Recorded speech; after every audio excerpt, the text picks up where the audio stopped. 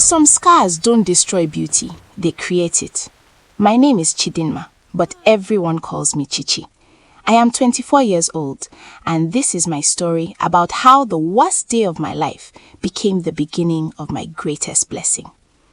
I live in Enugu, in a small house near Ogbete Market. My life changed forever when I was 16 years old, the day my father brought home a new wife named Nkiru. My mother died when I was 12 years old. She was a trader who sold vegetables in the market. One evening, she collapsed while cooking our dinner. The neighbor said it was her heart. I held her hand as she took her last breath, and I promised her I would be strong. For 4 years, it was just my father and me. Papa worked as a driver for a transport company. We were not rich, but we were happy. Every morning, Papa would wake me up with a smile and say, "Chichi, you look more like your mother every day." Then, Papa met Nkiru. She was a widow with 3 daughters, Adeze, Chiamaka, and Gozi. They were all older than me. When Papa told me he wanted to marry Nkiru, I was happy. I thought I would finally have a mother again and sisters to talk to. I was wrong. The wedding was small, only family and few friends attended. Nkiru smiled at everyone that day, but when she looked at me, her smile never reached her eyes. I noticed it, but I told myself I was imagining things. 1 week after the wedding, Nkiru showed her true colors. "From today, you will do all the housework," she told me. "My daughters are not used to hard work. They need to rest so they can find good husbands." I wanted to complain to Papa, but Nkiru was clever. Whenever Papa was home, she treated me well. She would give me food and speak to me kindly. But the moment Papa left for work, everything changed. I washed all the clothes. I cleaned the entire house. I cooked all the meals. I fetched water from the well. Meanwhile, Adeze, Chiamaka, and Gozi did nothing. They sat in the parlor watching television and laughing at me. "Look at the housemaid," Chiamaka would say, and they would all laugh. Still, I endured. I remembered my mother's words. "Chichi, life will not always be easy, but if you have a good heart, God will bless you inside life." It happened on a Saturday morning. I was 18 years old. Papa had traveled to Onitsha for a transport job and would not return until Monday. I was in the backyard washing clothes when Nkiru called me. "Chichi, come inside now." I dried my hands and went into the kitchen. Nkiru was standing by the stove. A big pot of water was boiling on the fire. Steam rose from it like smoke.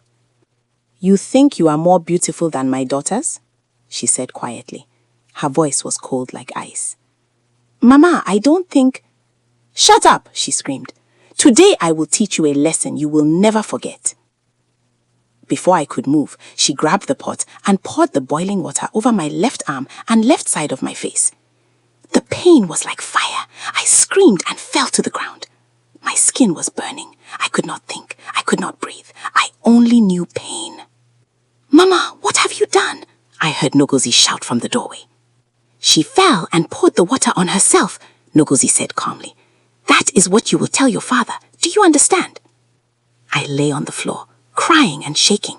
My skin was red and black. Blisters formed on my arm and face. I thought I was going to die. Nkiru did not take me to the hospital. Instead, she locked me in my small room and told her daughters not to tell anyone. For 3 days, I lay on my mattress, burning with fever and pain. I prayed to God and to my mother's spirit. On the 3rd day, Papa came home. When he saw me, he began to cry. "What happened to my daughter?" he shouted. Nkiru tried to lie, but this time Nogozi spoke the truth. She was the youngest of Nkiru's daughters and still had some goodness in her heart. "Mama poured hot water on her," Nogozi said quietly. Papa grabbed Nkiru by her arm. "You are a devil," he shouted. "Get out of my house." But Nkiru began to cry and beg. She knelt down and held Papa's legs. "I am sorry, I am sorry. The devil pushed me. Please, I have nowhere to go with my daughters." Papa was too kind. He forgave her, but warned her never to touch me again. Papa took me to the hospital.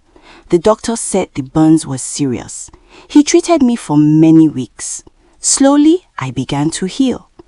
But the burns left marks. On my left arm and the left side of my face, my skin changed color. Where the hot water had touched me, My skin became lighter, not pink or red, but a smooth caramel brown, different from my dark chocolate skin on the other side. When I looked in the mirror for the first time, I cried. I thought I had become ugly. I thought no one would ever love me. But something strange happened. As the months passed and I turned 19, then 20, then 21, people began to notice me even more. The two colors on my skin, the dark and the light, created a pattern that was unique and striking. It was like art painted by God himself. Chichi, you look like a queen from a storybook. My friend Amaka told me, you are special. Men began to notice me more than before. They said I was exotic, rare, like a precious jewel. But I was careful. I did not want a man who only loved my appearance. I wanted a man who loved my heart. Meanwhile, Nkiru's daughters were getting older, 25, 26, and 27, and still no man wanted to marry them. People in our community knew about Nkiru's wicked heart. They knew she had burned me with hot water. Mothers warned their sons, don't marry from that family. If the mother is wicked, the daughters will be wicked too. Adeze, Jiamaka, and Ngozi became bitter. They stopped laughing. They stopped going to church. They sat at home every day, growing older and more angry.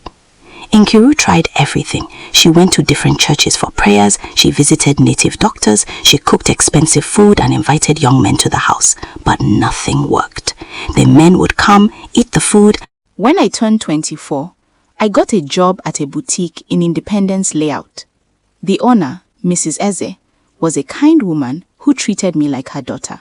I worked hard, helping customers and arranging clothes in the shop. One afternoon, a tall, handsome man walked into the boutique.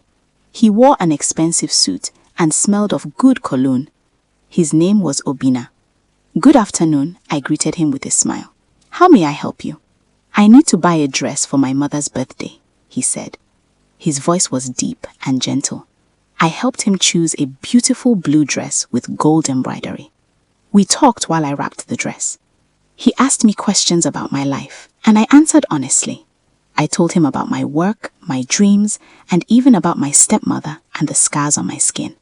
Your scars don't make you ugly, Obina said, looking directly into my eyes. They make you real. They show that you have survived something difficult. That is true beauty. My heart beat faster. No one had ever spoken to me like that before. Obina came back to the boutique the next day, and the day after that. Sometimes he bought something small. Sometimes he just came to talk to me. After 2 weeks, he invited me for lunch. I want to know you better, Chichi, he said. Not in this shop, but in a place where we can really talk. I agreed. We met at a restaurant in GRA. That was when Obina told me the truth about himself. My name is Obina Okafor, he said. My father owns Okafor Industries. We manufacture plastic products and export them across Nigeria. I knew that name. Everyone in Enugu knew Okafor Industries. They were one of the richest families in the state. My hands began to shake. Why are you interested in someone like me? I asked. You can have any woman you want. Obina reached across the table and held my hand. Because you are different, Chichi. You are kind, humble, and hardworking. You have suffered, but you are not bitter. You smile even when life is hard. That is the kind of woman I want to marry. Marry. He said the word so easily, as if it was already decided. For 6 months, Obina and I dated. He introduced me to his family.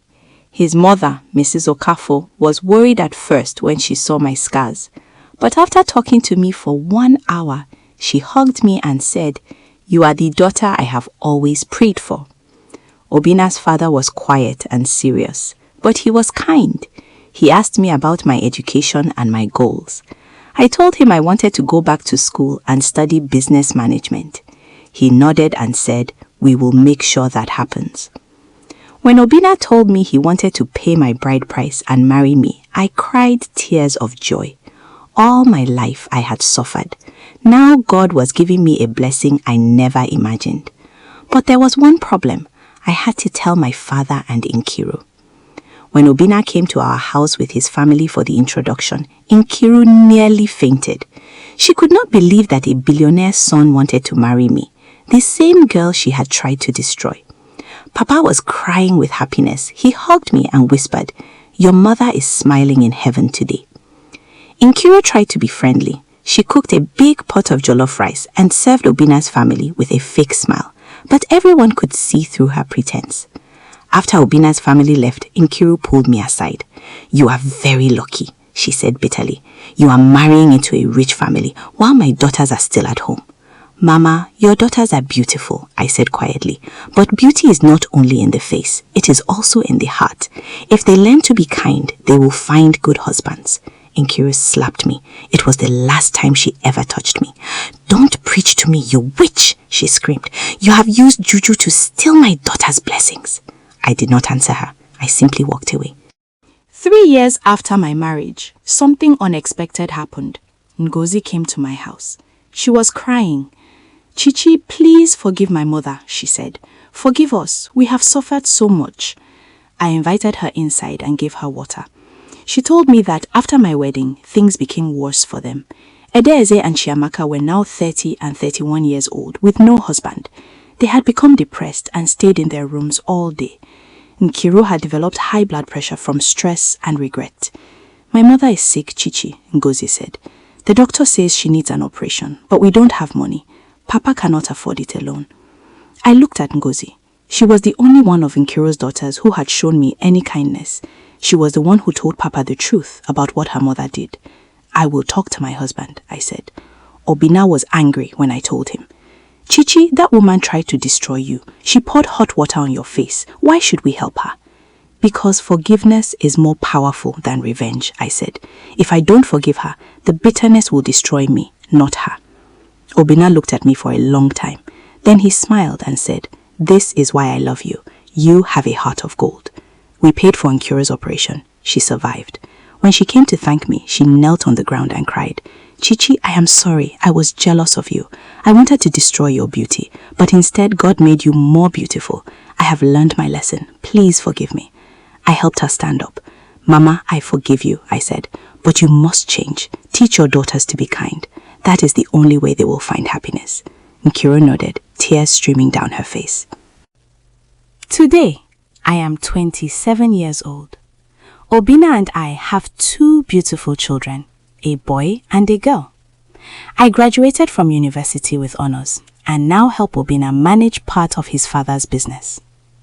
My scars are still visible on my arm and face. Sometimes people stare and children ask questions, but I don't hide them anymore. I wear them with pride because they remind me of how far I have come. Nkiru has changed. She is now kind and gentle. She helps Papa at home and treats people with respect. Her daughters are still unmarried, but they have also changed. Adaize started a small business selling shoes. Chiamaka learned hairdressing. Ngozi got a job as a teacher. They are happier now because they have learned that beauty without character is useless. Last month, a young man came to ask for Ngozi's hand in marriage. He is a mechanic, not rich, but hardworking and kind. Ngozi is getting married next month, and she asked me to be her chief bridesmaid. I said yes. Sometimes when I look in the mirror, I trace my fingers along the 2 colors of my skin, the dark and the light.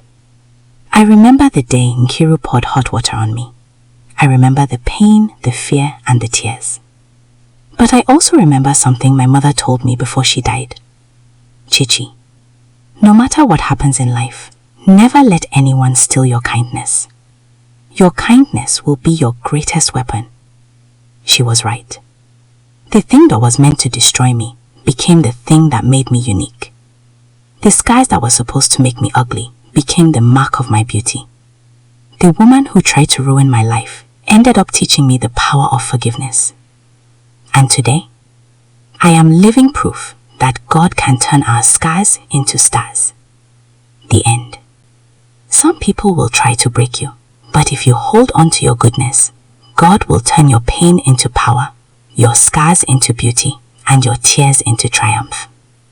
This is not just Chichi's story. It is a reminder that no weapon formed against you shall prosper. Thanks for watching. Do well to subscribe.